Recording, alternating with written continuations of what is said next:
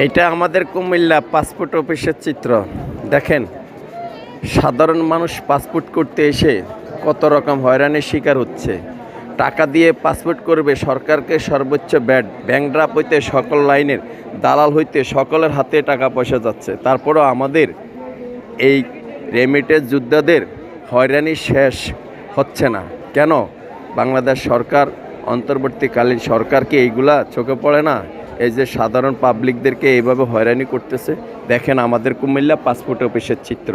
আমরা সকল পাসপোর্ট গ্রাহক যারা আছি, আমরা সকলে বিনীত অনুরোধ করতেছি, আমাদের এই হয়রানি থেকে মুক্তি দেওয়ার জন্য আমরা ঊর্ধ্বতন কর্মকর্তাদের কাছে বিনীত অনুরোধ করতেছি।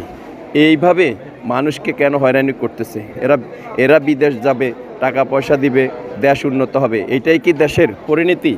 আমি দ্রুত গতিতে ডক্টর ইউনূস স্যারের কাছে আমার এই বার্তা, কুমিল্লা পাসপোর্ট অফিসের সকল কার্যক্রমগুলা অতি দ্রুত চালু করার জন্য, মানুষের হয়রানি বন্ধ করার জন্য আমি সকলের কাছে, সকল ঊর্ধ্বতন কর্মকর্তাদের কাছে কুমিল্লা পাসপোর্ট অফিসের চিত্রগুলো তুলে ধরছি।